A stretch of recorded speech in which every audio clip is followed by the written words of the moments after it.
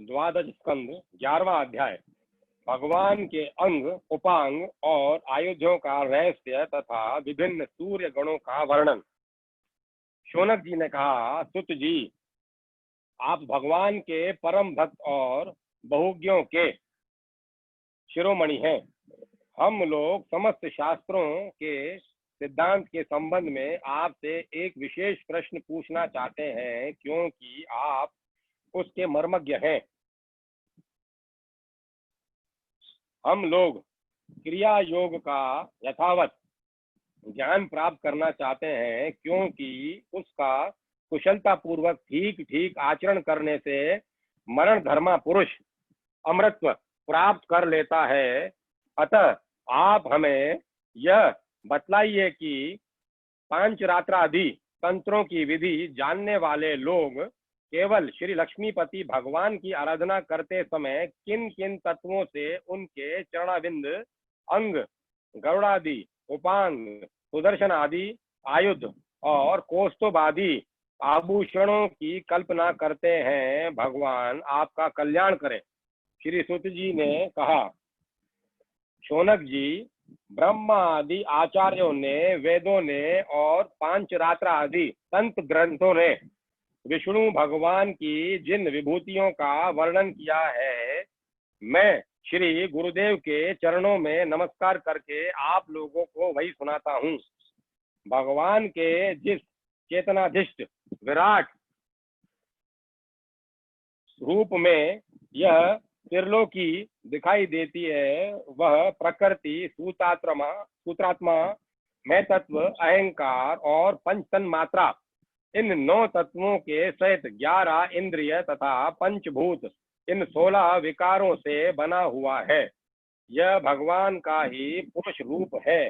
पृथ्वी उसके चरण है, स्वर्ग मस्तक है, अंतरिक्ष नाभि है, सूर्य नेत्र है, वायु नासिका है और दिशाएं कान है, प्रजापति लिंग है, मृत्यु गुदा है, लोकपालगण भुजाएं हैं, चंद्रमा मन है और यमराज बोहे हैं। लज्जा ऊपर का होंठ है, लोभ नीचे का होंठ है, चंद्रमा की चांदनी दंतावली है, ब्रह्म मुस्कान है, वृक्ष रोम है और बादल ही विराट पुरुष के सिर पर उगे हुए बाल हैं। शौनक जी, जिस प्रकार यह अभिष्ट पुरुष अपने परिणाम से साथ बीते का है, उसी प्रकार यह समिष्ट पुरुष भी इस लोक संस्थिति के साथ अपने साथ बीते का है।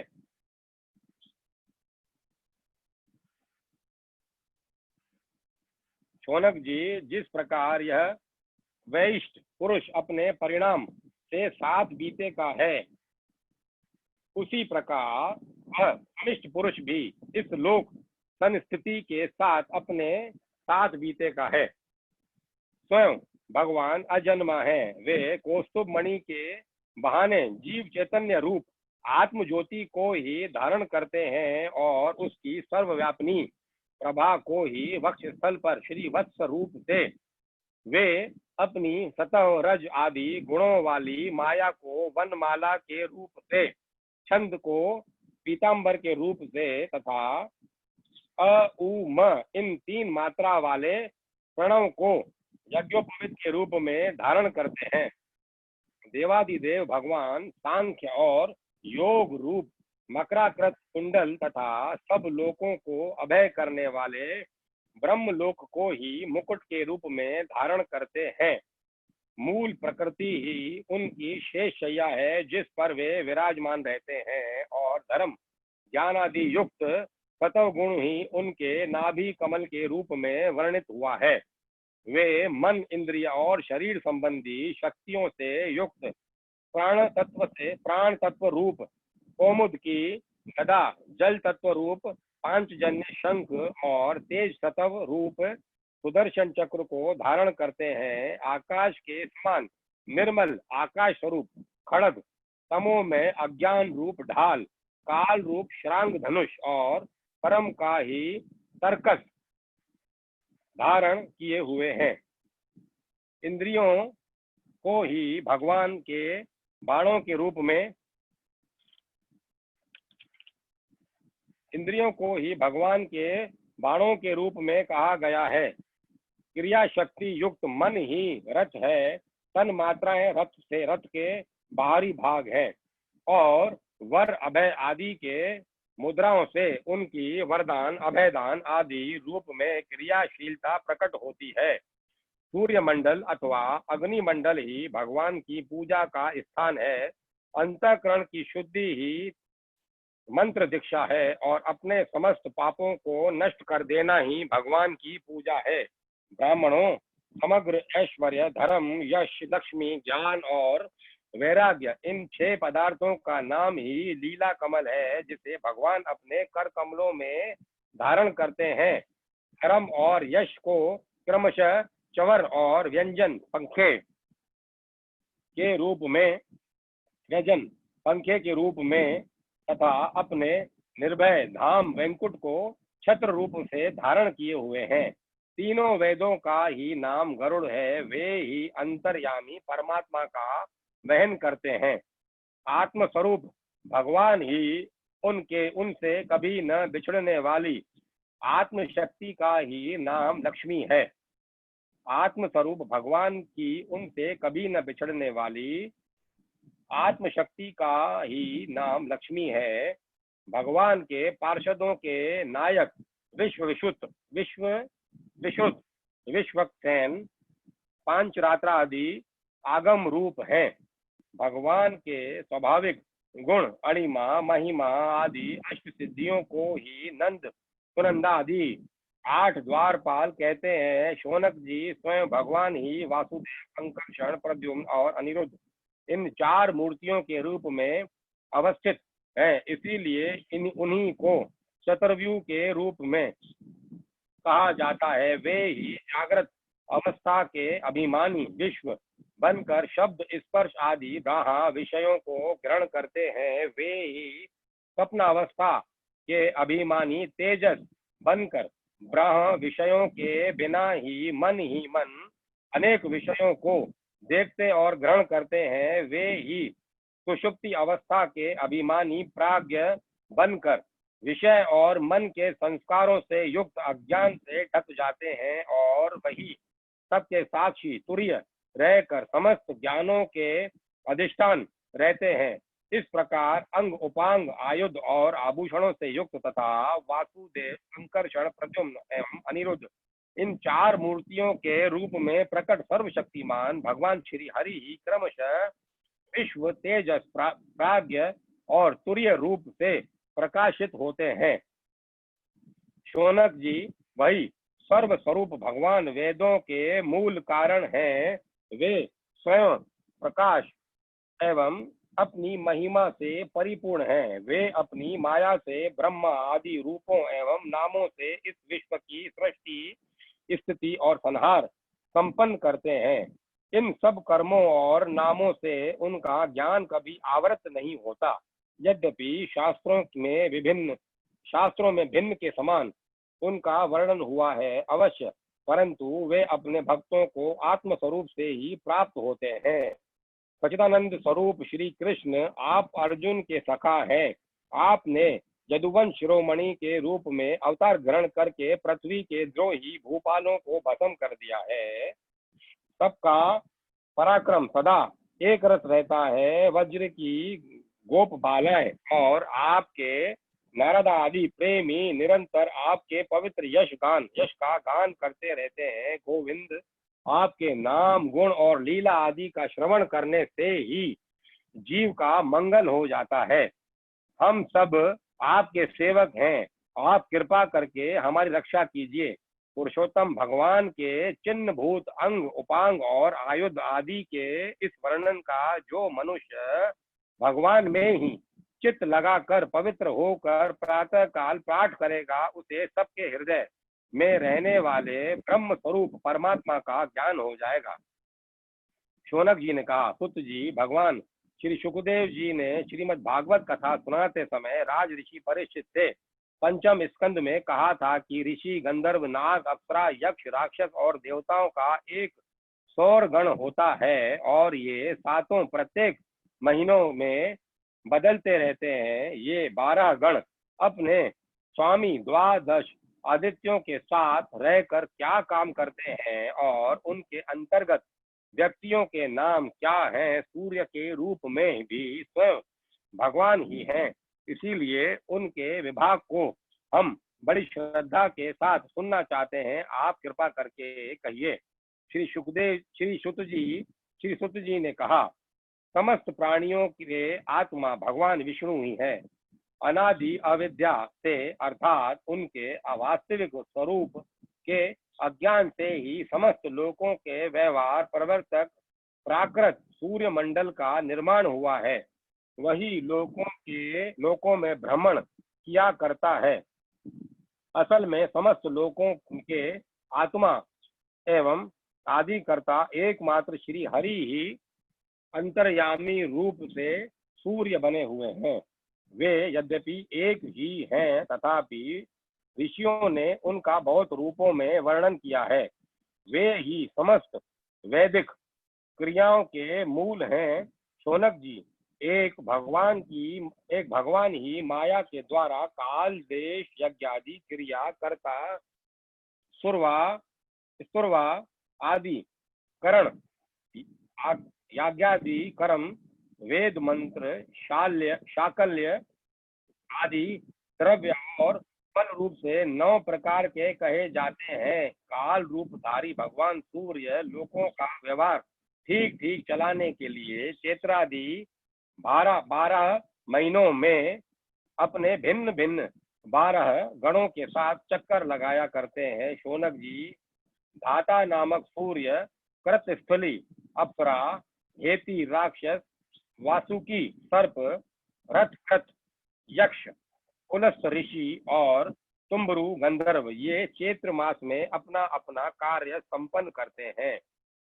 आर्यमा सूर्य, पुलह ऋषि, अथोजा यक्ष, प्रेहेति राक्षस, पुंजिक स्थली अप्सरा, नारद गंधर्व और कच्छनीर सर्प ये वैशाख मास में कार्यनिर्वाहक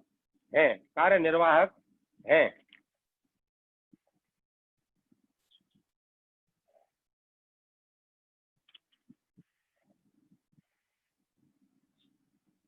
मित्र सूर्य, अत्रि ऋषि, पौरुष राक्षस, तक्षक सर्प, मेनका अप्सरा, हाहा गंधर्व और रथ स्वर्ण यक्ष ये ज्येष्ठ मास के कार्यनिर्वाहक हैं। आषाढ़ में वरुण नामक सूर्य के साथ वशिष्ठ ऋषि, रंभा अप्सरा, सहजन्य यक्ष, वुहु गंधर्व, शुक्र नाग और चित्र स्वप्न राक्षस अपने अपने कार्य का निर्वाह करते हैं। श्रावण मास इंद्र नामक सूर्य का कार्यकाल है। उनके साथ विश्वावसु गंधर्व, श्रोता यक्ष, एलापत्र नाग, अंगिरा ऋषि, प्रमलोचा अप्सरा एवं वर्य नामक राक्षस अपने कार्य का संपादन करते हैं। भाद्रपद के सूर्य का नाम है विवस्वान। उनके साथ उग्रसेन गंधर्व, व्याघ्र राक्षस, अप्सरा यक्ष, भृगु ऋषि, अनुमलोचा अप्सरा और शंखपाल नाग रहते हैं। शौनक जी, माघ मास में उषा नाम के सूर्य रहते हैं। उनके साथ धनंजय नाग, वात राक्षस, सुषेण गंधर्व, सुरुचि यक्ष, भ्रताची अप्सरा और गौतम ऋषि रहते हैं। फाल्गुन मास का कार्यकाल पर्जन्य नामक सूर्य का है। उनके साथ क्रतु यक्ष, वर्चा राक्षस, भारद्वाज ऋषि, सैनजीत अप्सरा, विश्व गंधर्व और ऐरावत सर्प रहते हैं। मार्ग शीर्ष मास में सूर्य का नाम होता है अंशु। उनके साथ कश्यप ऋषि, काशर्य यक्ष, ऋतुसेन गंधर्व, उर्वशी अप्सरा, विद्युत शत्रु राक्षस और महाशंख नाग रहते हैं। पोक्ष मास में भग नामक सूर्य के साथ स्पुर्ज राक्षस, अरिष्ट नेमी गंधर्व, पूर्णव यक्ष, आयु ऋषि, पूर्वचित अप्सरा और कर्कोटक नाग रहते हैं। अश्वनी मास में त्वष्टा सूर्य, जमदग्नि ऋषि, कंबल नाग, तिलोत्तमा अप्सरा, ब्रह्मा तेज राक्षस, शतजीत यक्ष और धृतराष्ट्र गंधर्व का कार्यकाल है तथा कार्तिक में विष्णु नामक सूर्य के साथ अश्वतर नाग, रंभा अप्सरा, सूर्य वर्चा गंधर्व, सत्यजीत यक्ष, विश्वामित्र ऋषि और मखापेत राक्षस अपना अपना कार्य संपन्न करते हैं। शौनक जी, ये सब सूर्य रूप भगवान की विभूतियां हैं। जो लोग उनका प्रतिदिन प्रातःकाल और सायंकाल स्मरण करते हैं, उनके सारे पाप नष्ट हो जाते हैं। ये सूर्य देव अपने 6 गणों के साथ 12 महीने सर्वत्र विचरते रहते हैं और इस लोक तथा परलोक में विवेक बुद्धि का विस्तार करते हैं। सूर्य भगवान के गणों में ऋषि लोग तो सूर्य संबंधी ऋग्वेद, यजुर्वेद और सामवेद के मंत्रों द्वारा उनकी स्तुति करते हैं और गंधर्व उनके सुयश का गान करते हैं। अप्सराएं आगे आगे नृत्य करती चलती हैं। नागगण रस्सी की तरह उनके रथ को कसे रहते हैं। यक्षगण रथ का साज सजाते हैं और बलवान राक्षस उसे पीछे से ढकेलते हैं। उनके सिवा वालखिल्य नाम के 60,000 निर्मल स्वभाव ब्रह्म ऋषि सूर्य की ओर मुंह करके उनके आगे आगे स्तुति पाठ करते चलते हैं। इस प्रकार अनादि अनंत अजन्मा भगवान श्री हरि ही कल्प कल्प में अपने स्वरूप का विभाग करके लोगों का पालन पोषण करते रहते हैं। 12वां अध्याय श्रीमद् भागवत की संक्षिप्त विषय सूची। श्री सुखदेव जी श्री सुत जी कहते हैं, भगवत भक्ति रूप महान धर्म को नमस्कार है। विश्व विधाता भगवान श्री कृष्ण को नमस्कार है। अब मैं ब्राह्मणों को नमस्कार करके श्रीमद् भागवत उक्त सनातन धर्मों का संक्षिप्त विवरण सुनाता हूँ। शौनक आदि ऋषियों, आप लोगों ने मुझसे जो प्रश्न किया था उसके अनुसार मैंने भगवान विष्णु का यह अद्भुत चरित्र सुनाया। यह सभी मनुष्यों के श्रवण करने योग्य है। इस श्रीमद् भगवत पुराण में सर्व पाप हारी स्वयं भगवान श्री हरि का ही संकीर्तन हुआ है। वे ही सबके हृदय में विराजमान, सबकी इंद्रियों के स्वामी और प्रेमी भक्तों के जीवन धन है। श्रीमद् भगवत पुराण में परम रहस्यमय अत्यंत गोपनीय ब्रह्म तत्व का वर्णन हुआ है। उस ब्रह्मा में ही इस जगत की उत्पत्ति, स्थिति और प्रलय की प्रतीति होती है। उस पुराण में उसी परम तत्व का अनुभवात्मक ज्ञान और उसकी प्राप्ति के साधनों का स्पष्ट निर्देश है। शौनक जी, इस महापुराण के प्रथम स्कंद में भक्ति योग का भली भांति निरूपण हुआ है और साथ ही भक्ति योग से उत्पन्न व उसको स्थिर रखने वाले वैराग्य का भी वर्णन किया गया है। परीक्षित की कथा और व्यास नारद संवाद के प्रसंग से नारद चरित्र भी कहा गया है। राज ऋषि परीक्षित ब्राह्मण का शाप को जानने पर जिस प्रकार गंगा तट पर अनशन व्रत लेकर बैठ गए और ऋषि प्रवर श्री सुखदेव जी के साथ किस प्रकार उनका संवाद प्रारंभ हुआ, यह कथा भी प्रथम स्कंद में है। प्रथम स्कंद में ही है। योग धारण के द्वारा शरीर त्याग की विधि, ब्रह्मा और नारद का संवाद, अवतारों की संक्षिप्त चर्चा तथा मैं तत्व आदि के क्रम से प्रकृति सृष्टि की उत्पत्ति आदि विषयों का वर्णन द्वितीय स्कंद में हुआ है। तीसरे स्कंद में पहले पहल विदुर जी और उद्धव जी के और तदंतर विदुर और मैत्रेय जी के समागम और संवाद का प्रसंग है। इसके पश्चात पुराण संहिता के विषय में प्रश्न है और फिर प्रलय काल में परमात्मा किस प्रकार स्थित रहते हैं इसका निरूपण है। गुणों के शोभ से प्रकृति सृष्टि और मैं तत्व आदि 7 प्रकृति विकृतियों के द्वारा कार्य सृष्टि का वर्णन है। इसके बाद ब्रह्मांड की उत्पत्ति और उसमें विराट पुरुष की स्थिति का स्वरूप समझाया गया है।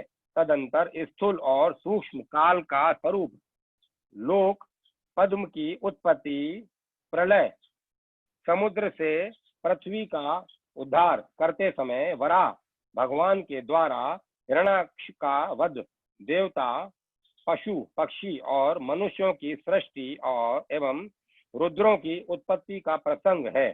इसके पश्चात उस अर्ध नारी नर के स्वरूप का विवेचन है, जिससे स्वयंभू मनु और स्त्रियों की उत्तम आघा प्रकृति शत्रुपा का जन्म हुआ था।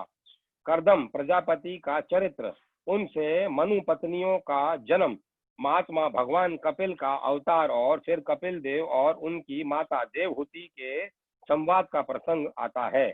चौथे स्कंद में मरीचि आदि 9 प्रजापतियों की उत्पत्ति, दक्ष यज्ञ का विध्वंस, राज ऋषि ध्रुव और पृथु का चरित्र तथा प्राचीन बहिर और नारद जी के संवाद का वर्णन है।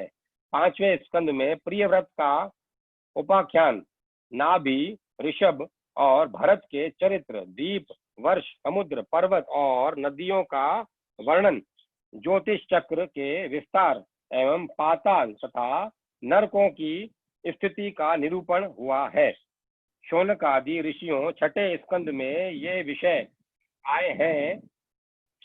प्रचेताओं से दक्ष की उत्पत्ति, दक्ष पुत्रियों की संतान, देवता, असुर, मनुष्य, पशु, पर्वत और पक्षियों का जन्म क्रम, वृत्तासुर की उत्पत्ति और उसकी परम गति। अब 7वें स्कंद के विषय बतलाए जाते हैं। इस स्कंद में मुख्यतः दैत्यराज हिरण्यकश्यपु और हिरण्याक्ष के जन्म कर्म एवं दैत्य शिरोमणि महात्मा प्रहलाद के उत्कृष्ट चरित्र का निरूपण है। 8वें स्कंद में मनवंतरों की कथा, गजेंद्र मोक्ष, विभिन्न मनवंतरों में रहने वाले जगदीश्वर भगवान विष्णु के अवतार, कूर्म, मत्स्य, वामन, धन्वंतरी, हयग्रीव आदि, अमृत प्राप्ति के लिए देवताओं और दैत्यों का समुद्र मंथन और देवासुर संग्राम आदि विषयों का वर्णन। 9वें स्कंद में मुख्यतः राजवंशों का वर्णन है। इक्ष्वाकु के जन्म कर्म वंश विस्तार, महात्मा सुदुम्न, इला एवं तारा के उपाख्यान, इन सब का वर्णन किया गया है। सूर्य वंश का वृतांत, शशाद और नर्ग आदि राजाओं का वर्णन, सुकन्या का चरित्र, शार्याती, खड़वांग, मानधाता, सोभरी, पगर, बुद्धिमान कुकत्सित और कौशलेंद्र भगवान राम के सर्व पापहारी चरित्र का वर्णन भी इसी स्कंद में है। तदंतर निमि का देह त्याग और जनकों की उत्पत्ति का वर्णन, भृगुवंश शिरोमणि, परशुराम का क्षत्रिय संहार, चंद्रवंशी नरपति, पुरुरवा, ययाति, नहुष, दुष्यंत नंदन भरत, शांतनु और उनके पुत्र भीष्म आदि की संक्षिप्त कथाएं भी 9वें स्कंद में ही है। सबके अंत में ययाति के बड़े लड़के यदु का वंश विस्तार कहा गया है। शौनक आदि ऋषियों इसी यदु वंश में जगतपति भगवान श्री कृष्ण ने अवतार ग्रहण किया था। उन्होंने अनेक असुरों का संहार किया।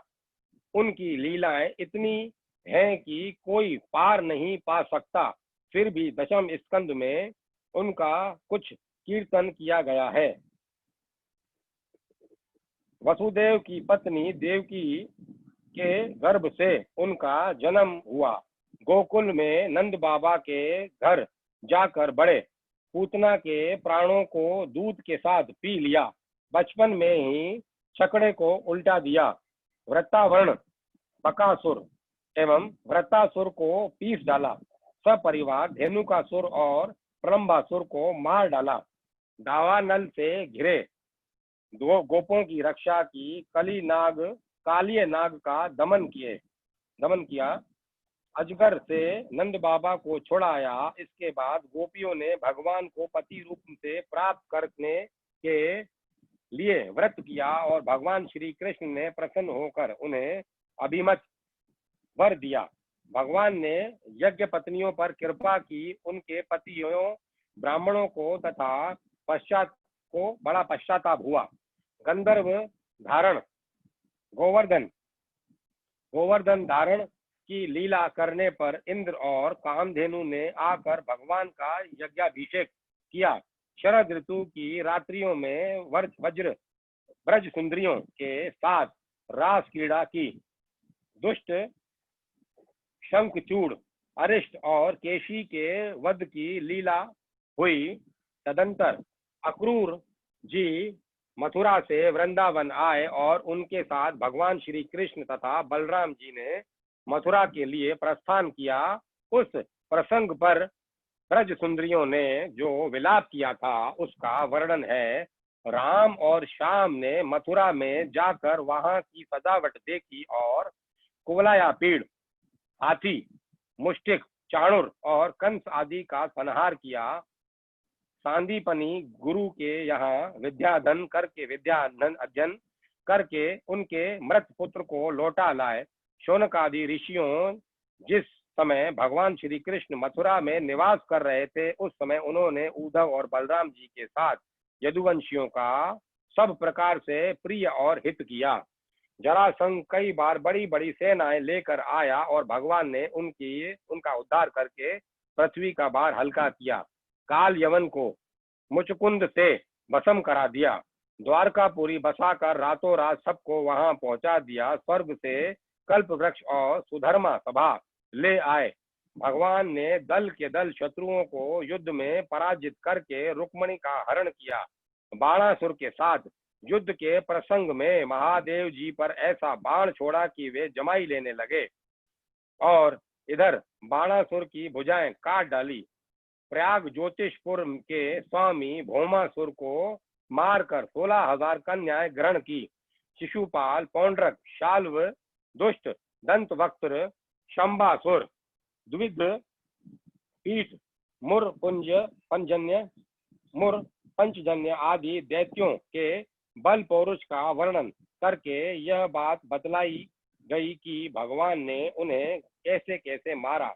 भगवान के चक्र ने काशी को जला दिया और फिर उन्होंने भारतीय युद्ध में पांडवों को निमित्त बनाकर पृथ्वी का बहुत बड़ा भार उतार दिया। शौनक आदि ऋषियों 11वें स्कंद में इस बात का वर्णन हुआ है कि भगवान ने ब्राह्मणों के शाप के बहाने किस प्रकार यदुवंश का संहार किया। इस स्कंद में भगवान श्री कृष्ण और उद्धव का संवाद बड़ा ही अद्भुत है। उसमें संपूर्ण आत्मज्ञान और धर्म निर्णय का निरूपण हुआ है और अंत में यह बात बताई गई कि भगवान श्री कृष्ण ने अपने आत्मयोग के प्रभाव से किस प्रकार मृत्यु लोक का परित्याग किया। 12वें स्कंद में विभिन्न योगों के लक्षण और उनमें प्राप्त रहने वाले लोगों के व्यवहार का वर्णन किया गया है तथा यह भी बतलाया गया है कि कलयुग में मनुष्यों की गति विपरीत होती है। 4 प्रकार के प्रलय और 3 प्रकार की उत्पत्ति का वर्णन भी इसी स्कंद में है। इसके बाद परम ज्ञानी राज ऋषि परीक्षित के शरीर त्याग की बात कही गई है। तदंतर वेदों की शाखा विभाजन का प्रसंग आया है। मार्कंडेय जी की सुंदर कथा, भगवान के अंग उपांगों का स्वरूप कथन और सबके अंत में विश्वात्मा भगवान सूर्य के गणों का वर्णन। शौनक आदि ऋषियों, आप लोगों ने इस सत्संग के अवसर पर मुझसे जो कुछ पूछा था उसका वर्णन मैंने कर दिया। इसमें संदेह नहीं कि इस अवसर पर मैंने हर तरह से भगवान की लीला और उनके अवतार चरित्रों का ही कीर्तन किया है।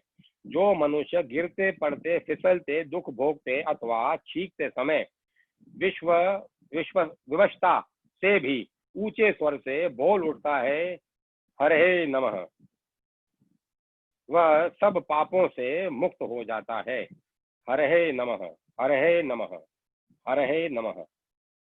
यदि देश काल एवं वस्तु से अपरिच्छिन्न भगवान श्री कृष्ण के नाम लीला गुण आदि का संकीर्तन किया जाए अथवा उनके प्रभाव महिमा आदि का श्रवण किया जाए तो वे स्वयं ही हृदय में आ विराजते हैं और श्रवण तथा कीर्तन करने वाले पुरुष के सारे दुख मिटा देते हैं। ठीक वैसे ही जैसे सूर्य अंधकार को और आंधी बादलों को तितर बितर कर देती है, जिस वाणी के द्वारा घट घटवासी अविनाशी भगवान के नाम लीला गुण आदि का उच्चारण नहीं होता, वह वाणी भावपूर्ण होने पर भी निरर्थक है, सारहीन है, सुंदर होने पर भी असुंदर है और उत्तम विषयों का प्रतिपादन करने वाले होने पर भी असत्य कथा है। जो वाणी और वचन भगवान के गुणों से परिपूर्ण रहते हैं वे ही परम पावन हैं, वे ही मंगलमय हैं और वे ही परम सत्य हैं।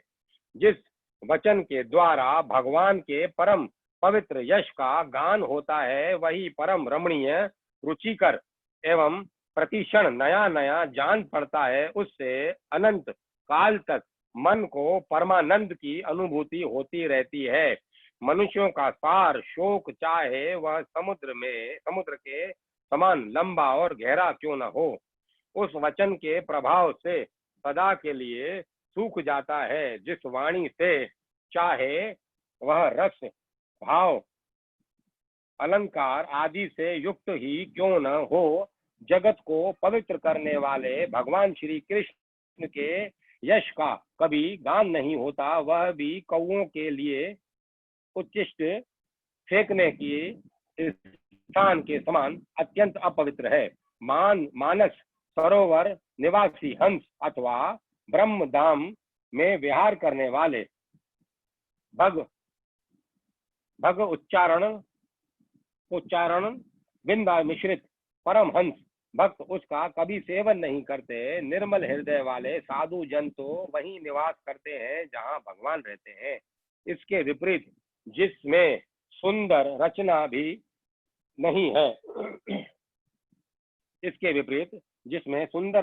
नहीं है और जो व्याकरण आदि की दृष्टि से दूषित शब्दों से युक्त भी है, परंतु जिसके प्रत्येक श्लोक में भगवान की सुयश सूचक नाम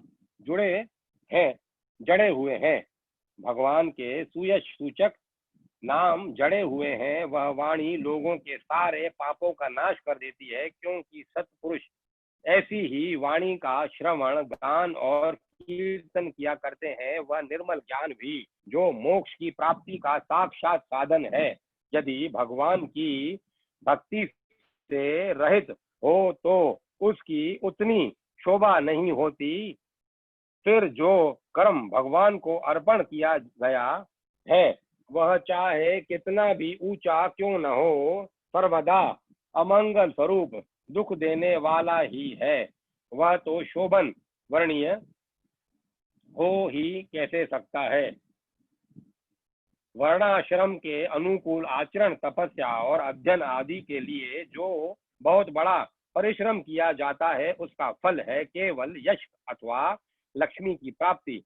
परंतु भगवान के गुण लीला नाम आदि श्रवण कीर्तन आदि तो उनके श्री चरण कमलों की अविचल स्मृति प्रदान करता है। भगवान श्री कृष्ण के चरण कमलों की अविचल स्मृति सारे पाप ताप और अमंगलों को नष्ट कर देती है और परम शांति का विस्तार करती है, उसी के द्वारा अंतःकरण शुद्ध हो जाता है, भगवान की भक्ति प्राप्त होती है एवं एवं पर वैराग्य से युक्त भगवान के स्वरूप का ज्ञान तथा अनुभव प्राप्त होता है। शौनक आदि ऋषियों, आप लोग बड़े भाग्यवान हैं, धन्य हैं, क्योंकि आप लोग बड़े प्रेम से निरंतर अपने हृदय में सर्व अंतर्यामी, सर्वात्मा, सर्वशक्तिमान आदि देव, सबके आराध्य देव एवं स्वयं दूसरे आराध्य देव से रहित नारायण भगवान को स्थापित करके भजन करते रहते हैं। जिस समय राज ऋषि परीक्षित अनशन करके बड़े बड़े ऋषियों की भरी सभा में सबके सामने श्री सुखदेव जी महाराज से श्रीमद् भगवत की कथा सुन रहे थे, उस समय वहीं बैठकर मैंने भी उन्हीं परम ऋषि के मुख से इस आत्म तत्व का श्रवण किया था। आप लोगों ने इसका उसका स्मरण कराकर मुझ पर बड़ा अनुग्रह किया, मैं इसके लिए आप लोगों का बड़ा ऋणी हूँ। शौनक आदि ऋषियों, भगवान वासुदेव की एक एक लीला सर्वदा श्रवण कीर्तन करने योग्य है। मैंने इस प्रसंग में उन्हीं की महिमा का वर्णन किया है जो सारे अशुभ संस्कारों को धो बहाती है। जो मनुष्य एकाग्र चित्त से एक पहर अथवा एक क्षण ही प्रतिदिन इसका कीर्तन करता है और जो श्रद्धा के साथ इसका श्रवण करता है, वह अवश्य ही शरीर सहित अपने अंतःकरण को पवित्र बना लेता है। जो पुरुष द्वादशी अथवा एकादशी के दिन इसका श्रवण करता है, वह दीर्घायु हो जाता है, और जो संयम पूर्वक निराहार रहकर पाठ करता है, उसके पहले के पाप तो नष्ट हो ही जाते हैं, पाप की प्रवृत्ति भी नष्ट हो जाती है। जो मनुष्य इंद्रियों और अंतःकरण को अपने वश में करके उपवास पूर्वक पुष्कर, मथुरा अथवा द्वारका में इस पुराण संहिता का पाठ करता है, वह सारे भयों से मुक्त हो जाता है। जो मनुष्य इसका श्रवण या उच्चारण करता है, उसके कीर्तन से देवता, मुनि, सिद्ध, पितृ, मनु और नरपति संतुष्ट होते हैं और उसकी अभिलाषाएं पूर्ण करते हैं। ऋग्वेद, यजुर्वेद और सामवेद के पाठ से ब्राह्मणों को मधु कुल्या, कृत कुल्या और पेय कुल्या, मधु, घी और दूध की नदियां अर्थात सब प्रकार की सुख समृद्धि की प्राप्ति होती है। वही फल श्रीमद् भागवत के पाठ से भी मिलता है। जो द्विज संयम पूर्वक इस पुराण संहिता का अध्ययन करता है, उसे उसी परम पद की प्राप्ति होती है जिसका वर्णन स्वयं भगवान ने किया है। इसके अध्ययन से ब्राह्मण को ऋतंबरा प्रज्ञा, तत्व ज्ञान को प्राप्त करने वाली बुद्धि की प्राप्ति होती है, और क्षत्रिय को समुद्र पर्यंत भूमंडल का राज्य प्राप्त होता है, वैश्य कुबेर का पद प्राप्त करता है, और शूद्र सारे पापों से छुटकारा पा जाता है। भगवान ही सबके स्वामी हैं और समूह के समूह कलिमलों को ध्वंस करने वाले हैं। यूं तो उनका वर्णन करने के लिए बहुत ही पुराण है, परंतु उनमें सर्वत्र और निरंतर भगवान का वर्णन नहीं मिलता। श्रीमद् भागवत महापुराण में तो प्रत्येक कथा प्रसंग में पद पद पर सर्व स्वरूप भगवान का ही वर्णन हुआ है। वे जन्म, मृत्यु आदि विकारों से रहित, देश काल आदि कृत परिच्छेदों से मुक्त एवं सत्य आत्म तत्व ही हैं। जगत की उत्पत्ति, स्थिति, प्रलय करने वाली शक्तियां भी उनकी स्वरूपभूत ही है, भिन्न नहीं। ब्रह्मा, शंकर, इंद्र आदि लोकपाल भी उनकी स्तुति करना लेश मात्र भी नहीं जानते। उन्हीं एक रस सच्चिदानंद स्वरूप परमात्मा को मैं नमस्कार करता हूँ, जिन्होंने अपने स्वरूप में ही प्रकृति आदि 9 शक्तियों का संकल्प करके इस चराचर जगत की सृष्टि की है और जो इसके अधिष्ठान रूप से स्थित है तथा जिनका परम पद केवल अनुभूत स्वरूप है, उन्हीं देवताओं के आराध्य देव सनातन भगवान के चरणों में मैं नमस्कार करता हूँ। श्री सुखदेव जी महाराज अपने आत्मनंद में ही निमग्न थे। इस अखंड अद्वैत स्थिति से उनकी भेद दृष्टि सर्वथा निवृत्त हो चुकी थी। फिर भी मुरली मनोहर श्याम सुंदर की मधुमयी मंगलमयी मनुहारिणी लीलाओं ने उनकी वृत्तियों को अपनी ओर आकर्षित कर लिया और उन्होंने जगत के प्राणियों पर कृपा करके भगवत तत्व को प्रकाशित करने वाले इस महापुराण का विस्तार किया। मैं उन्हीं सर्व पापहारी व्यास नंदन भगवान श्री सुखदेव के चरणों में नमस्कार करता हूँ। 13वां अध्याय विभिन्न पुराणों की श्लोक संख्या और श्रीमद् भागवत की महिमा। श्री सुत जी कहते हैं, ब्रह्मा वरुण इंद्र रुद्र और मरुतगण दिव्य स्तुतियों के द्वारा जिनके गुणगान में संलग्न रहते हैं, शाम संगीत के मर्मज्ञ ऋषि मुनि अंग पद क्रम एवं उपनिषदों के सहित वेदों द्वारा जिनका गान करते रहते हैं, योगी लोग ध्यान के द्वारा निश्चल एवं तल्लीन मन से जिनका भाव में दर्शन प्राप्त करते रहते हैं, किंतु यह सब करते रहने पर भी देवता दैत्य मनुष्य कोई भी जिनके वास्तविक स्वरूप को पूर्णतः न जान सका, उन स्वयं प्रकाश परमात्मा को मैं नमस्कार करता हूँ। परमात्मा को नमस्कार है, स्वयं प्रकाश परमात्मा को नमस्कार है। जिस समय भगवान ने कच्छप रूप धारण किया था और उनकी पीठ पर बड़ा भारी मंद्राचल मथनी की तरह घूम रहा था, उस समय मंद्राचल की चट्टानों की नोक से खुजालने के कारण भगवान को तनिक सुख मिला।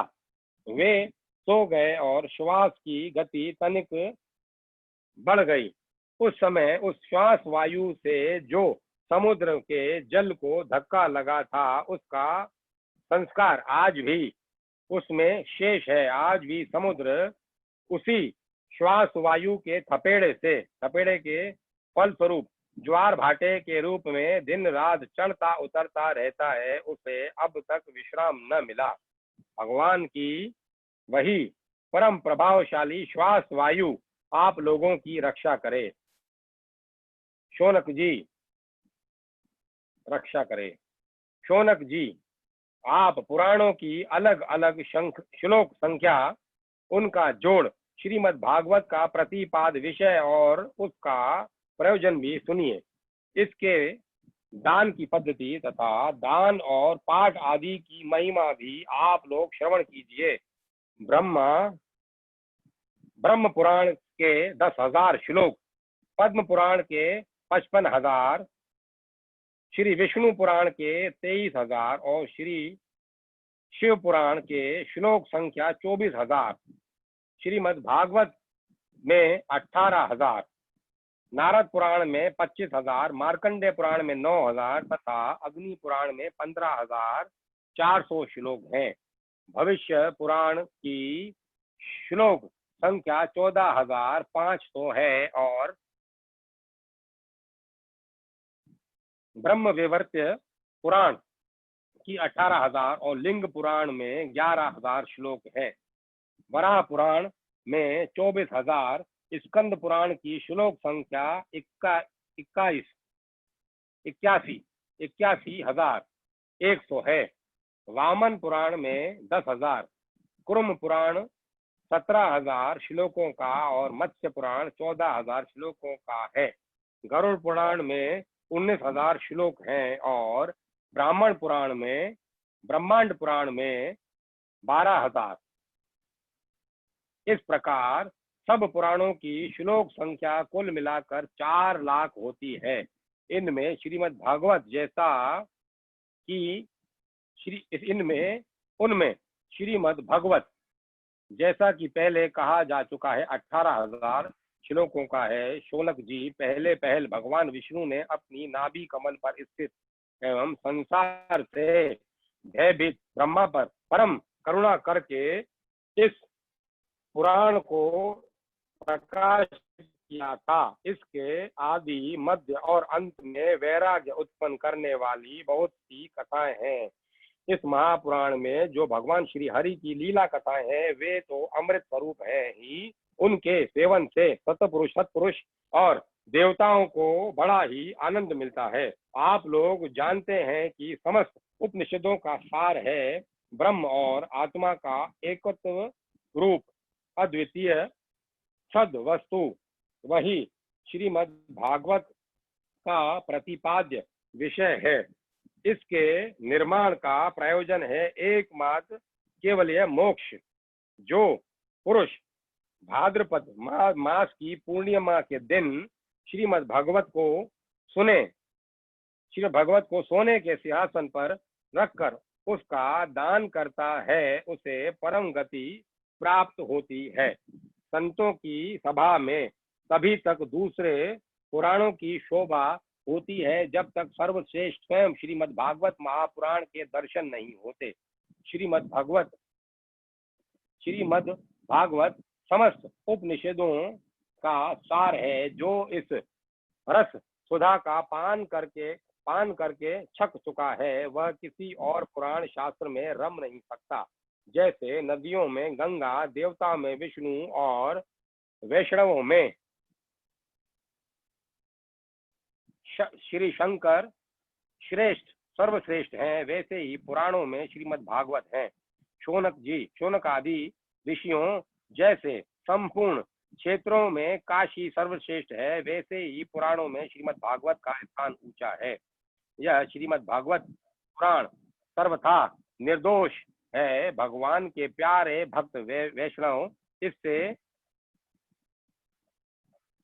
बड़ा प्रेम करते हैं। इस पुराण में जीवन मुक्त परमहंसों के सर्वश्रेष्ठ अद्वितीय एवं माया के लेश से रहित ज्ञान का गान किया गया है। इस ग्रंथ की सबसे बड़ी विलक्षणता यह है कि इसका निष्कर्म अर्थात कर्मों की अत्यांतिक निवृत्ति भी ज्ञान, वैराग्य एवं भक्ति से युक्त है।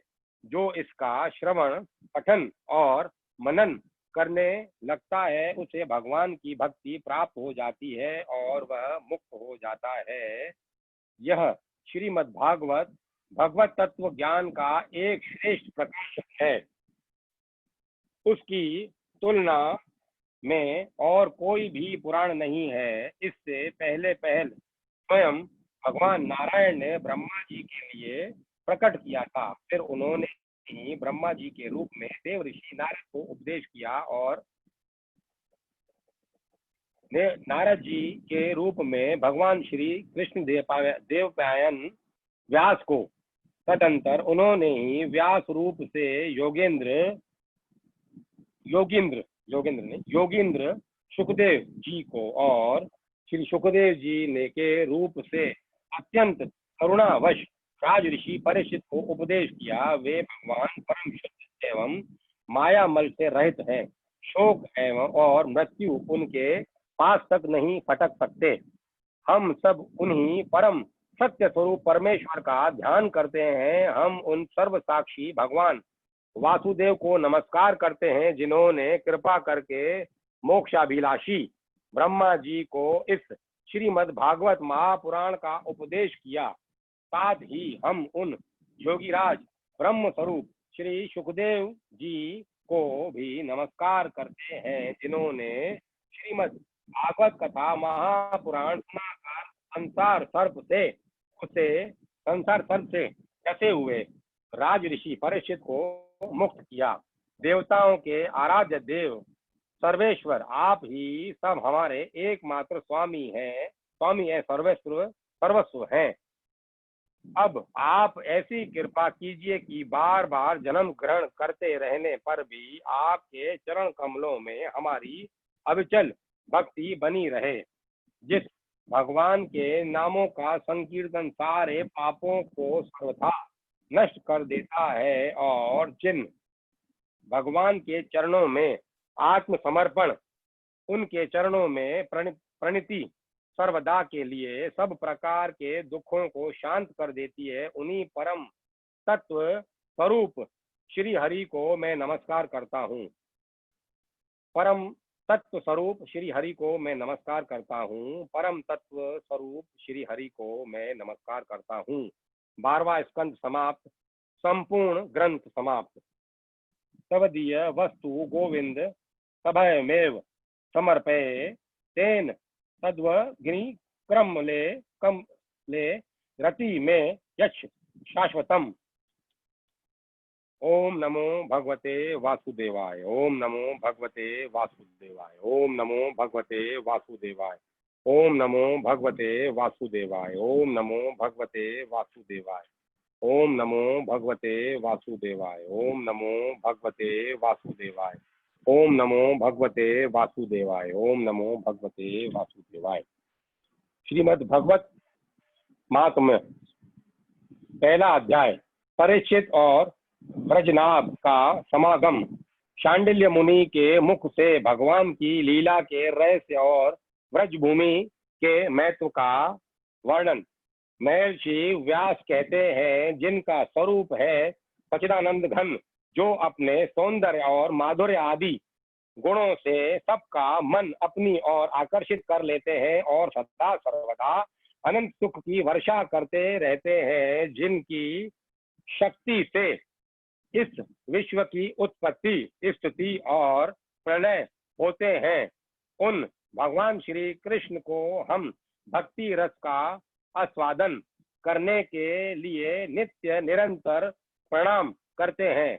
नैमिषारण्य क्षेत्र में श्री सुत जी स्वस्थ चित्त से अपने आसन पर बैठे हुए थे। उस समय भगवान की अमृतमयी लीला कथा के रसिक उसके रसास्वादन में अत्यंत कौशल शौनकादि ऋषियों ने सुत जी को प्रणाम करके उनसे यह प्रश्न किया। ऋषियों ने पूछा, सुत जी, धर्मराज युधिष्ठिर सब जब श्री मथुरा मंडल में अनिरुद्ध नंदन वज्र का और हस्तिनापुर में अपने पौत्र परीक्षित का राज्याभिषेक करके हिमालय पर चले गए, तब राजा वज्र और परीक्षित ने कैसे कैसे कौन कौन सा कार्य किया।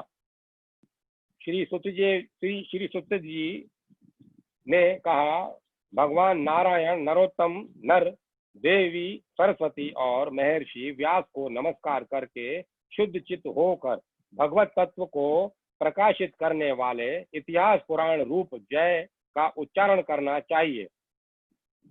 शौनकादि ब्रह्म ऋषियों, जब धर्मराज युधिष्ठिर आदि पांडवगण स्वर्गारोहण के लिए हिमालय चले गए, तब सम्राट परीक्षित एक दिन मथुरा गए। उनकी इस यात्रा का उद्देश्य इतना ही था कि वहां चलकर व्रजनाभ से मिलजुल आए। जब व्रजनाभ को यह समाचार मालूम हुआ कि मेरे पिता तुल्य परीक्षित मुझसे मिलने के लिए आ रहे हैं, तब उनका हृदय प्रेम से भर गया।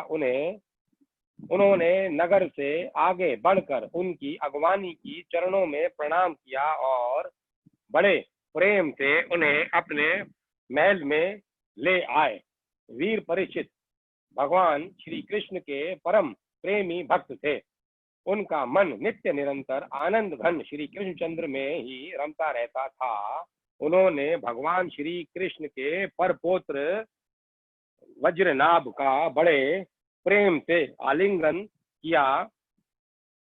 उनके इसके बाद अंतःपुर में जाकर भगवान श्री कृष्ण की रोहिणी आदि पत्नियों को नमस्कार किया। रोहिणी आदि श्री कृष्ण पत्नियों ने भी सम्राट परीक्षित का अत्यंत सम्मान किया। वे विश्राम करके जब आराम में बैठ गए, तब उन्होंने वज्रनाभ से यह बात कही। राजा परीक्षित ने कहा, हे तात, तुम्हारे पिता और पितामह ने मेरे पितामह को बड़े बड़े संकटों से बचाया है। मेरी रक्षा भी उन्होंने ही की है।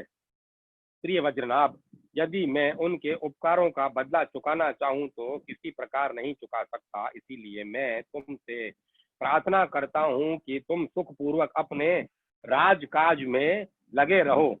तुम्हें अपने खजाने की, सेना की तथा शत्रुओं को दबाने आदि की तनिक भी चिंता न करनी चाहिए। तुम्हारे लिए कोई कर्तव्य है तो केवल एक ही, वह है कि तुम्हें अपनी इन माताओं का खूब प्रेम से भली भांति सेवा करते रहना चाहिए।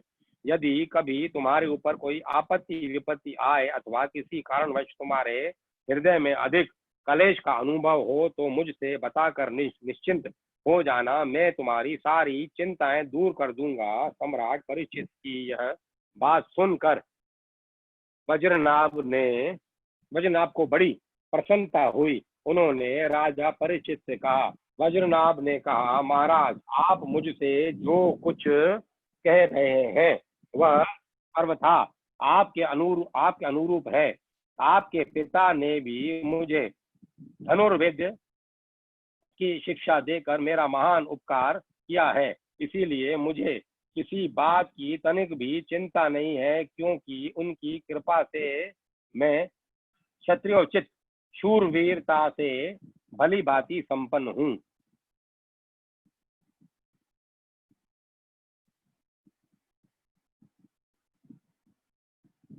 मुझे केवल एक बात की बहुत बड़ी चिंता है कि आप उसके संबंध में कुछ विचार कीजिए।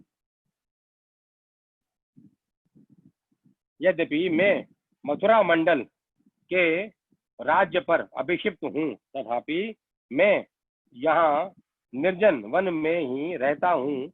इस बात का मुझे कुछ भी पता नहीं है कि यहाँ की प्रजा कहाँ चली गई, क्योंकि राज्य का सुख तो तभी है जब प्रजा रहे। जब वज्रनाभ ने परीक्षित से यह बात कही तब उन्होंने वज्रनाभ का संदेह मिटाने के लिए महर्षि शांडिल्य को बुलवाया। वे ही महर्षि शांडिल्य पहले नंद आदि गोपों के पुरोहित थे। परीक्षित का संदेश पाते ही महर्षि शांडिल्य अपनी कुटी छोड़कर वहां आ पहुंचे। वज्रनाभ ने विधि पूर्वक उनका स्वागत सत्कार किया और वे एक ऊंचे आसन पर विराजमान हुए। राजा परीक्षित ने वज्रनाभ की बात उन्हें कह सुनाई। इसके बाद महर्षि शांडिल्य बड़ी प्रसन्नता से उनको सांत्वना देते हुए कहने लगे। शांडिल्य जी ने कहा, प्रिय परीक्षित और वज्रनाभ, मैं तुम लोगों से ब्रज भूमि का रहस्य बतलाता हूँ। तुम दत्त चित्त होकर सुनो। ब्रज शब्द का अर्थ है व्याप्ति। इस ब्रज वचन के अनुसार व्यापक होने के कारण ही इस भूमि का नाम ब्रज पड़ा है। सत रज तम, इन तीन गुणों से अतीत जो पर ब्रह्म है वही व्यापक है, इसीलिए इसे ब्रज कहते हैं। यह सदा नंद स्वरूप परम ज्योतिर्मयी और अविनाशी है। जीवन उन्मुक्त पुरुष उसी में स्थित रहते हैं। इस पर ब्रह्म स्वरूप ब्रजधाम में नंद नंदन भगवान श्री कृष्ण का निवास है। उनका एक एक अंग सच्चिदानंद स्वरूप है। वे आत्माराम और आप्त काम हैं। प्रेम रस में डूबे हुए रसिक जन ही उनका अनुभव करते हैं। भगवान श्री कृष्ण की आत्मा है। राधिका उनसे रमण करने के कारण ही रहस्य रस के मर्मज्ञ ज्ञानी पुरुष उन्हें आत्माराम कहते हैं। काम शब्द का अर्थ है कामना, अभिलाषा। ब्रज में भगवान श्री कृष्ण के वांछित पदार्थ हैं गौएं, ग्वाल बाल, गोपियां और उनके साथ लीला विहार आदि, वे सब के सब यहाँ नित्य प्राप्त हैं। इसी से श्री कृष्ण को आप काम कहा गया है। भगवान श्री कृष्ण की यह रहस्य लीला प्रकृति से परे है। जिस प्रकार जिस समय प्रकृति के साथ खेलने लगते हैं उस समय दूसरे लोग भी उनकी लीला का अनुभव करते हैं। प्रकृति के साथ होने वाली लीला में ही रजोगुण, सतोगुण और तमोगुण के द्वारा सृष्टि, स्थिति और प्रलय की प्रतीति होती है। इस प्रकार यह निश्चय होता है कि भगवान की लीला दो प्रकार की है, एक वास्तविक और दूसरी व्यवहारिकी। वास्तविक लीला स्वयं भेद है, उसे स्वयं भगवान और उनके रसिक भक्तजन ही जानते हैं। जीवों के सामने जो लीला होती है वह व्यवहारिकी लीला है। वास्तविक लीला के बिना व्यवहारिकी लीला नहीं हो सकती, परंतु व्यवहारिकी लीला का वास्तविक लीला के राज्य में कभी प्रवेश नहीं हो सकता। तुम दोनों भगवान की जिस लीला को देख रहे हो यह व्यवहारिकी लीला है। जो यह पृथ्वी और स्वर्ग आदि लोक इस लीला के अंतर्गत हैं। इसी पृथ्वी पर यह मथुरा मंडल है, यही वह व्रजभूमि है जिसमें भगवान की वह वास्तविक रहस्य लीला गुप्त रूप से होती रहती है। वह कभी कभी प्रेम पूर्ण हृदय वाले रसिक भक्तों को सब और दिखने लगती है। कभी 28वें द्वार के अंत में जब भगवान की रहस्यमय लीला के अधिकारी भक्तजन एकत्र होते हैं, जैसा कि इस समय भी कुछ काल पहले हुए थे। उस समय भगवान अपने अंतरंग प्रेमियों के साथ अवतार लेते हैं। उनके अवतार का यह प्रयोजन होता है कि रहस्य लीला के अधिकारी भक्तजन भी अंतरंग परिकरों के साथ सम्मिलित होकर लीला रस का आस्वादन कर सके। इस प्रकार जब भगवान अवतार ग्रहण करते हैं उस समय भगवान के अभिमत प्रेमी देवता और ऋषि आदि भी सब और अवतार लेते हैं। अभी अभी जो अवतार हुआ था उसमें भगवान अपने सभी प्रेमियों की अभिलाषा पूर्ण करके अब अंतर्ध्यान हो चुके हैं। इससे यह निश्चय हुआ कि यहाँ पहले 3 प्रकार के भक्तजन उपस्थित थे, इसमें संदेह नहीं है। उन तीनों में प्रथम तो उनकी श्रेणी है जो भगवान के नित्य अंतरंग पार्षद हैं, जिनका भगवान से कभी वियोग होता ही नहीं। दूसरे वे हैं जो एकमात्र भगवान को पाने की इच्छा रखते हैं, उनको उनकी अंतरंग लीला में अपना प्रवेश चाहते हैं। तीसरी श्रेणी के देवता आदि हैं, उनमें से जो देवता आदि के अंश से अवतीर्ण हुए थे उन्हें भगवान के ब्रजभूमि से हटाकर पहले ही द्वारका पहुंचा दिया था। फिर भगवान ने ब्राह्मण के शाप से उत्पन्न मूसल को निमित्त बनाकर यदुकुल में अवतीर्ण देवताओं को स्वर्गलोक में भेज दिया और पुनः अपने अपने अधिकार पर स्थापित कर दिया, तथा जिन्हें एकमात्र भगवान को ही पाने की इच्छा थी उन्हें प्रेमानंद स्वरूप बनाकर श्री कृष्ण ने सदा के लिए अपने नित्य अंतरंग पार्षदों में सम्मिलित कर दिया। जो नित्य पार्षद हैं वे यद्यपि यहाँ गुप्त रूप से होने वाली नित्य लीला में सदा ही रहते हैं, परंतु जो उनके दर्शन के अधिकारी नहीं हैं, ऐसे पुरुषों के लिए वे भी अदृश्य हो गए हैं।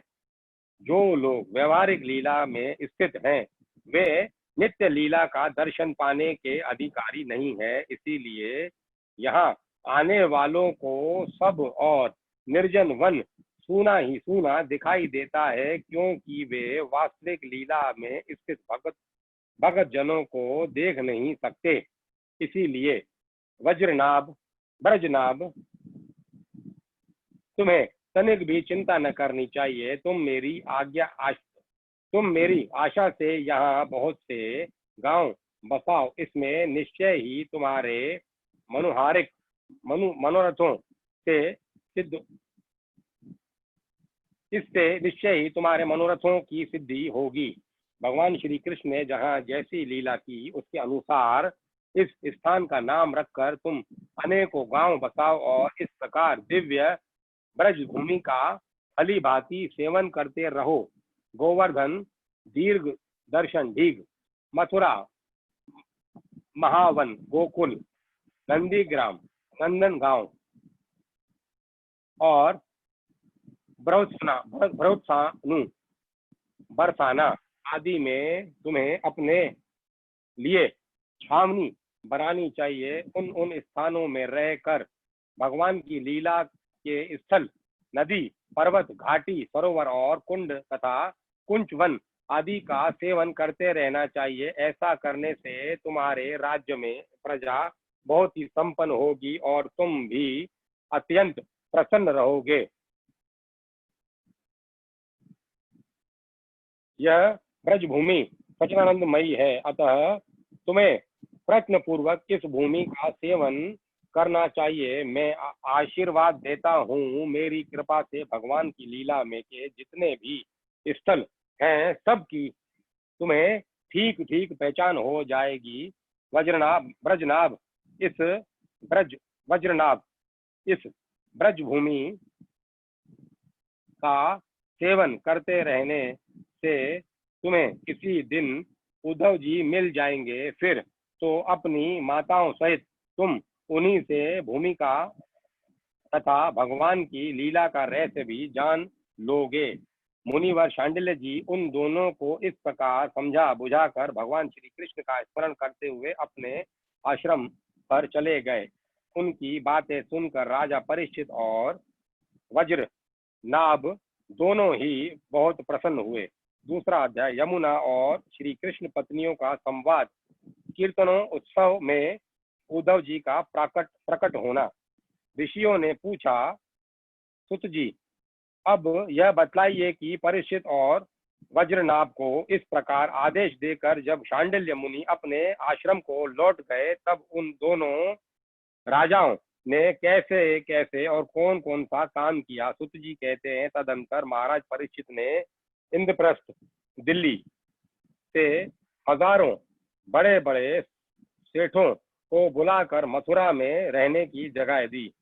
इनके अतिरिक्त सम्राट परीक्षित ने मथुरा मंडल में ब्राह्मणों और प्राचीन वानरों को, जो भगवान के बड़े ही प्रेमी थे, बुलवाया और उन्हें आदर के योग्य समझकर मथुरा नगरी में बसाया।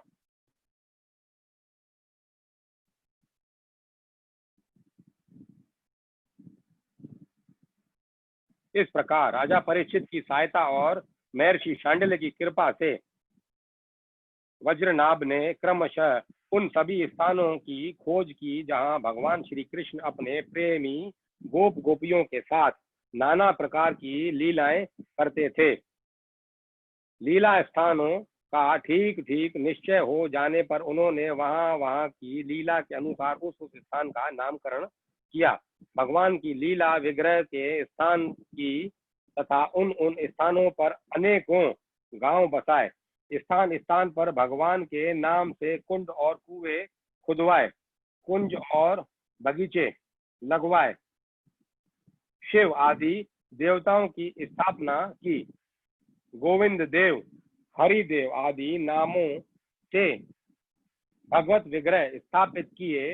इन सब शुभ कर्मों के द्वारा वज्रनाभ ने अपने राज्य में सब और एकमात्र श्री कृष्ण भक्ति का प्रचार किया और बड़े ही आनंदित हुए। उनके प्रजाजनों को भी बड़ा आनंद था। वे सदा भगवान के मधुर नाम तथा लीलाओं के कीर्तन में संलग्न हो परमानंद के समुद्र में डूबे रहते थे और सदा ही वज्रनाभ के राज्य की प्रशंसा किया करते थे। एक दिन भगवान श्री कृष्ण की विरह वेदना से व्याकुल 16,000 रानियां अपने प्रियतम पति देव की चतुर्थ पटरानी कालिंदी यमुना जी को आनंदित देखकर सरलता सरल भाव से उनसे पूछने लगी। उनके मन में सोतिया डा का लेश मात्र भी नहीं था। श्री कृष्ण की रानियों ने कहा, बहन कालिंदी, जैसे हम सब श्री कृष्ण की धर्म पत्नी हैं, वैसे ही तुम भी तो हो। हम तो उनकी विरह अग्नि में जली जा रही हैं। उनके वियोग दुख से हमारा हृदय व्यथित हो रहा है, किंतु तुम्हारी यह स्थिति नहीं है। तुम प्रसन्न हो, इसका क्या कारण है कल्याणी? कुछ बताओ तो सही। उनका प्रश्न सुनकर यमुना जी हंस पड़ी। साथ ही यह सोचकर कि मेरे प्रियतम की पत्नी होने के कारण ये भी मेरी ही बहनें हैं, पिघल गईं। उनका हृदय दया से द्रवित हो उठा। अतः वे इस प्रकार कहने लगी। यमुना जी ने कहा, अपनी आत्माओं में ही रमण करने के कारण भगवान श्री कृष्ण आत्माराम हैं और उनकी आत्मा में श्री राधा जी। मैं दासी की भांति राधा जी की सेवा करती रहती हूँ। उनकी सेवा ही सेवा का ही यह प्रभाव है कि विरह हमारा स्पर्श नहीं कर सकता। भगवान श्री कृष्ण की जितनी भी रानियां हैं, सब की सब श्री राधा के ही अंश का विस्तार है। भगवान श्री कृष्ण और राधा सदा एक दूसरे के सम्मुख हैं। उनका परस्पर नित्य संयोग है। इसीलिए राधा के स्वरूप में अंशतः विद्यमान जो श्री कृष्ण की अन्य रानियां हैं, उनको भी भगवान का नित्य संयोग प्राप्त होता है। श्री कृष्ण ही राधा है और राधा ही श्री कृष्ण। उन दोनों का प्रेम ही वंशी है। उन दोनों का प्रेम ही वंशी है। तथा राधा की प्यारी सुखी सखी चंद्रावली ही श्री कृष्ण चरणों में तथा राधा की प्यारी सखी चंद्रावली भी श्री कृष्ण चरणों के नख रूपी चंद्रमाओं की सेवा में आसक्त रहने के कारण ही चंद्रावली नाम से कही जाती है। श्री राधा और श्री कृष्ण की सेवा में उनकी बड़ी लालसा, बड़ी लग्न है। इसीलिए वह कोई दूसरा स्वरूप धारण नहीं करती। मैंने यह श्री राधा में ही रुक्मणी आदि का समावेश देखा है। तुम लोगों का भी सर्वांश है। श्री कृष्ण के साथ वियोग नहीं हुआ है, किंतु तुम इस रहस्य को इस रूप में जानती नहीं हो, इसीलिए इतनी व्याकुल हो रही हो। इसी प्रकार पहले भी जब अक्रूर श्री कृष्ण को नंद गांव से मथुरा में ले आए थे, उस अवसर पर जो गोपियों को श्री कृष्ण की से विरह की प्रतीति हुई थी, वह भी वास्तविक विरह नहीं, केवल विरह का आभास था।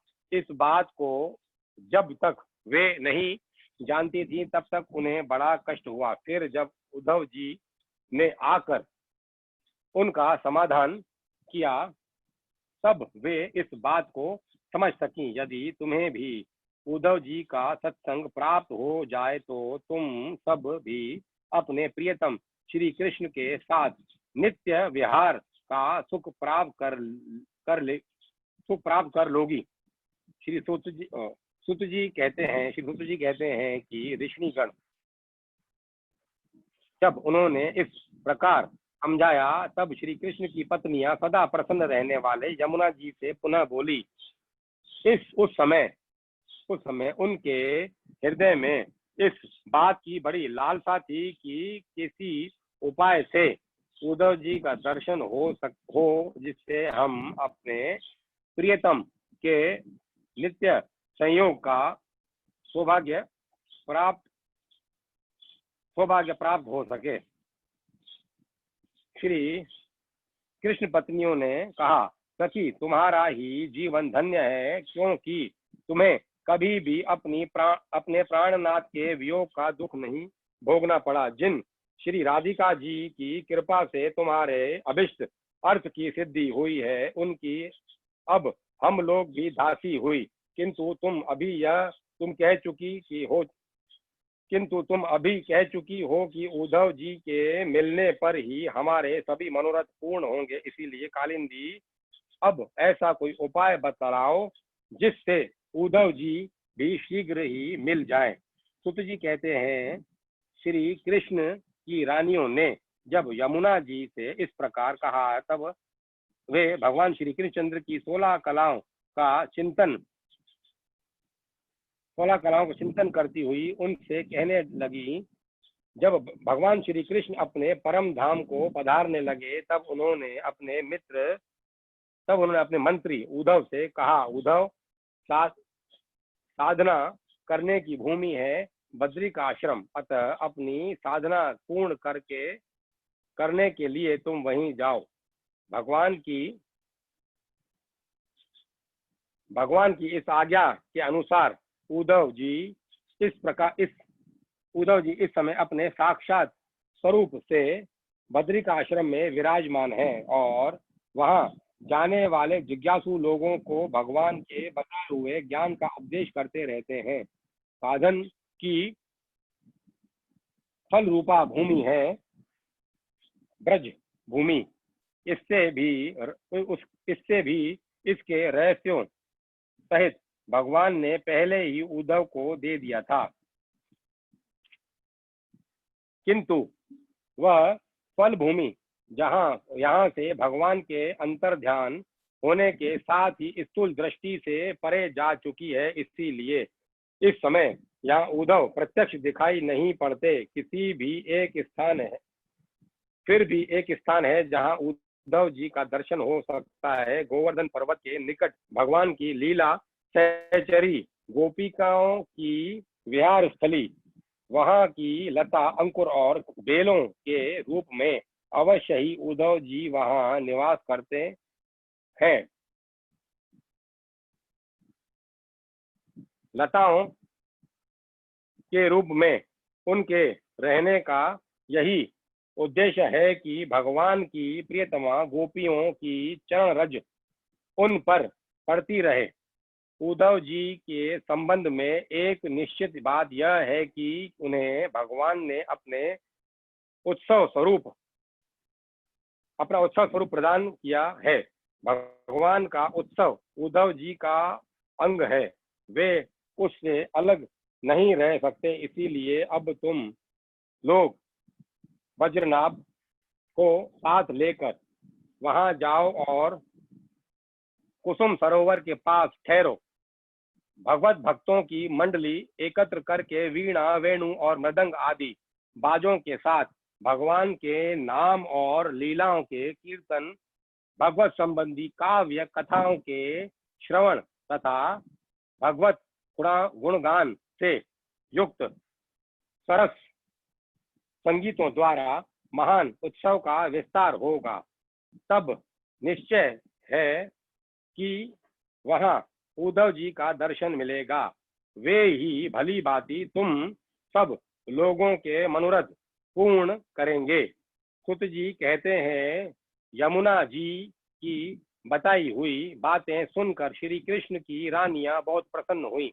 उन्होंने यमुना जी को प्रणाम किया और वहां से लौटकर वज्रनाभ तथा परीक्षित से ये सारे बातें कह सुनाई। यह बात सुनकर परीक्षित को बड़ी प्रसन्नता हुई और उन्होंने वज्रनाभ तथा श्री कृष्ण पत्नियों को उसी समय साथ ले उस स्थान पर पहुंचकर तत्काल वह सब कार्य आरंभ करवा दिया जो कि यमुना जी ने बताया था।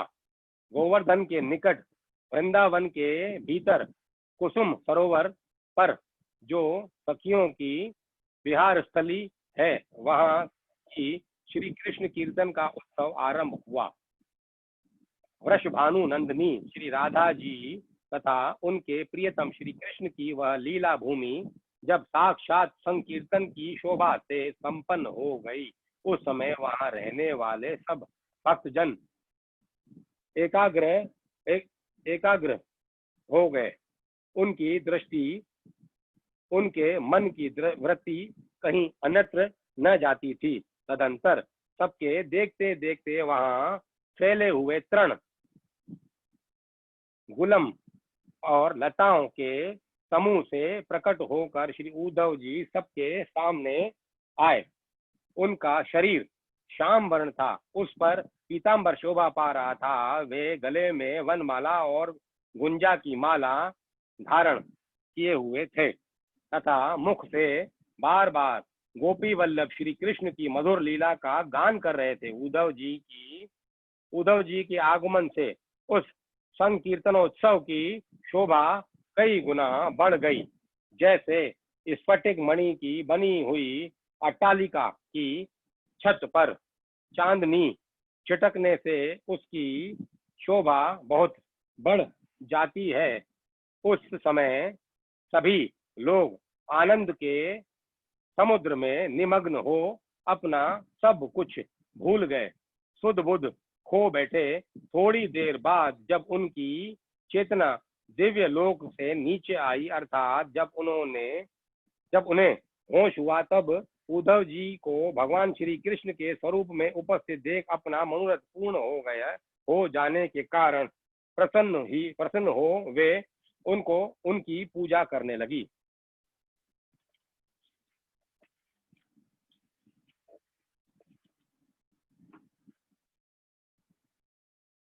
तीसरा अध्याय श्रीमद् भागवत की परंपरा और उसका महात्म। भगवत श्रवण से श्रोताओं को भगवत धाम की प्राप्ति। अब इसमें 2 अध्याय रह गए हैं, तीसरा और चौथा। मैं सोच रहा हूँ इसको अपन कल पढ़े, तो कल भोग डालें इसको, इस कथा को ही विराम